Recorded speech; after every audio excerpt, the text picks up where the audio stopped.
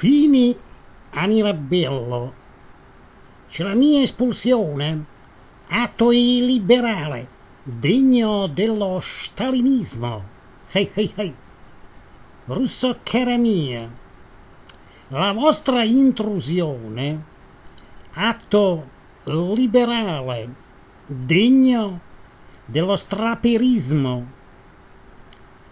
Ehi, Berlusconi disinnesca la mina processo breve. Ehi, e la sacra infezione prevenzione. La sacra infezione prevenzione resta armata. Tanto mica è contro di lui.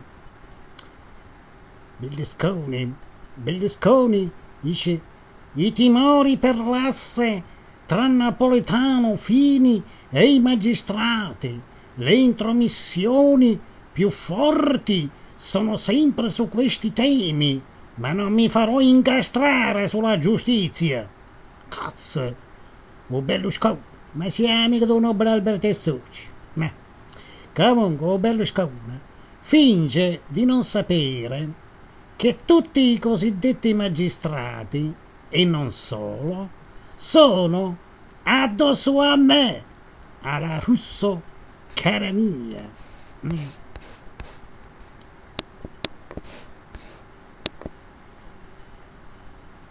Meroni Roberto, che dice Meroni Roberto? Dice: UE, Unione Europea, chiederò di espellere i cittadini irregolari.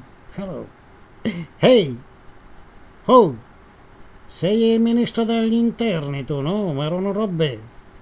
Lei è il ministro degli interni. Ecco, risponda a questa domanda. Gli agenti di PG Pasquale Roberto e De Angelis Giuliano sono regolari o irregolari? Sono noti o ignoti? Se ne citano due, ma si parla di questurini d'Italia e anche di altri. Chiediamo qui, nell'attesa che l'Italia si decida a scendere dal pero.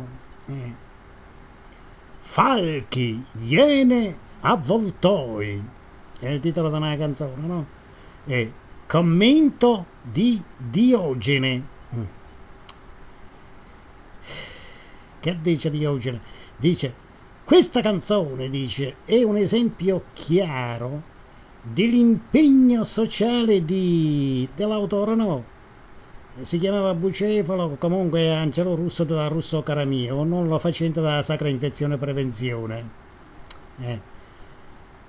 Abituati alle dolci atmosfere delle sue poesie d'amore, spesso sorvoliamo sul fatto che il compositore dedica la sua professionalità e le sue forze anche alla soluzione di problemi esistenziali.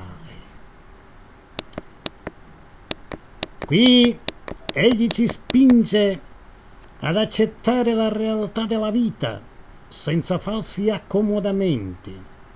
Ci sprona ad intervenire, ad affrontare le insidie che ogni giorno ci vengono tese da falchi, iene, avvoltoi, sempre pronti a sfruttare le nostre debolezze. Chi ci aiuta? Dove sono gli angeli? Non dovrebbero proteggerci? La reazione all'ingiustizia deve scaturire da noi stessi e non dobbiamo compiangerci. Quando poi, per convenienza, diventiamo deboli, la nostra vita è precaria, siamo fragili, indifesi, facile preda di gente senza scrupoli. Speriamo in presenze blu che ci difendano in questo pomeriggio inutile. Significative le metafore e le immagini che fanno vibrare l'animo di sensazioni ed emozioni. Fra le tante, oltre a quelle già citate, si indicano, siamo stati derisi dal mare. Se l'amore ti fa piangere, poi ti fa rinascere. Mare asciutto non commuove.